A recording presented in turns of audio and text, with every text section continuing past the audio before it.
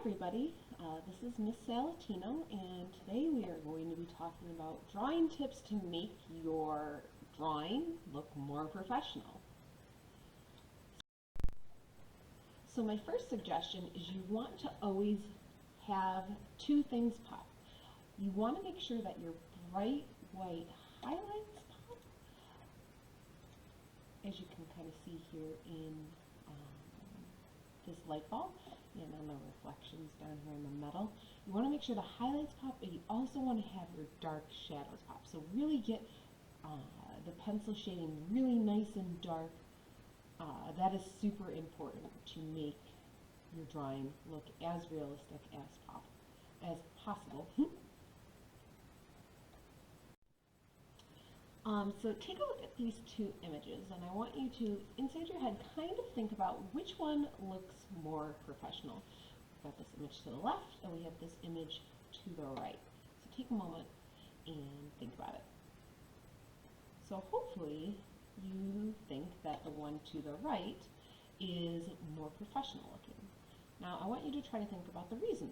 Why does it look more professional? What makes this image to the right look more professional than the image to the left?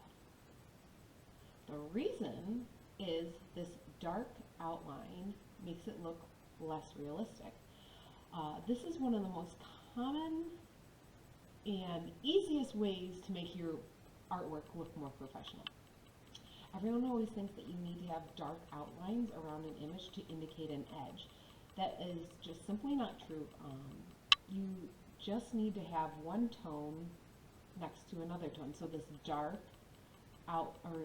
this dark shading of the apple, not an outline, against this white background is going to automatically create and indicate that edge. You don't need to have a thick, dark outline around the apple and the shadow to create and indicate to the viewer that that is an edge. In fact, what it is actually doing is it is going to create and flatten your image. When you have a thick, dark outline, it makes things look more cartoony and flat, which isn't necessarily always a bad thing. Cartooning is a perfect example of that. If you are trying to do that, that's what you're going for, then that is a great tool to have, within your wheelhouse. But if you are going for realism, you do not want to have a thick, dark outline around everything. Okay. So use implied lines. Like I said, you don't have to outline everything. So we have two images here of Justin Bieber. This one to the left is obviously not as successful as the one to the right. I will give credit where credit's due. We can tell who it is. However, it doesn't look really realistic here.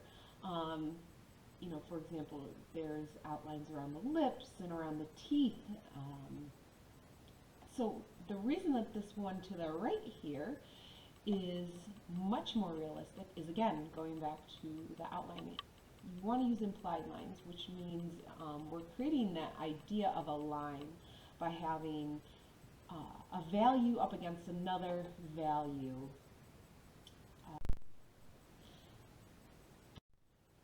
Okay. Another thing is oversimplification. This is a great drawing over here. We can tell who it is. This is, a portrait of Charlie Sheen. He's a famous actor. He was in the show 2.5 Men and other movies. This is a great drawing because we can tell who it is. However, it is oversimplified. His face looks way too flat because there is just this kind of generic same gray going throughout the face. It looks really flat. The face, and this is, very exaggerated, but the reason that I use this image over here to the right is it shows all the different planes of the face. Our faces have, hills and valleys, and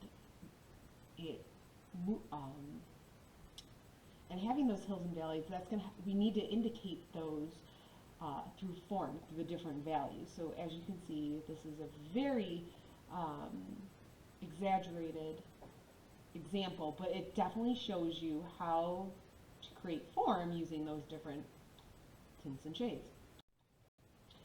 Alright, this is huge. You need to use a wide range of values.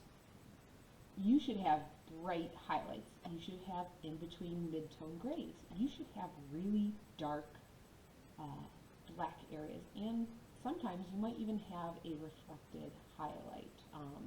That's when you have your light source coming down and your image is sitting on something that's like possibly white, and it's reflecting that light back onto the bottom. So sometimes it's not always the darkest on the bottom. And also having a cast shadow. Next, don't muddy your drawing. You do not have to shade everything in. You want to keep the true areas that are white actually white. So, for example, someone might say like, well, the center of the eye, should be white because I know eyeballs are white. Well, yeah, they are white in some areas, but there are some areas where having a little bit of gray is going to create that illusion of form, and it's going to help it make it look realistic. However, that does not mean you get to cop out and say, well, the background is all white, I need to make sure that the skin stays white. Leave the true areas that are white, and make sure that some areas, like this light gray on the skin here, put in those different tones.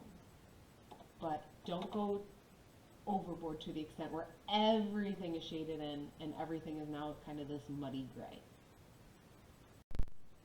So the last one we are going to talk about is no sloppy shading. Your pencil lines and your shading should neatly go in one direction. And if you do need to change the direction of your shading, it should be done subtly so that the viewer, doesn't pick up on it.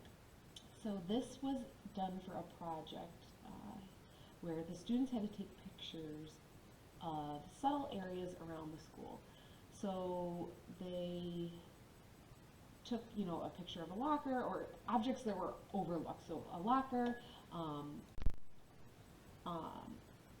So as you can see, this image over to the left was kind of rushed. The student wasn't as careful with their shading. It's done rather sloppily. You can kind of see this kind of scribbly effect.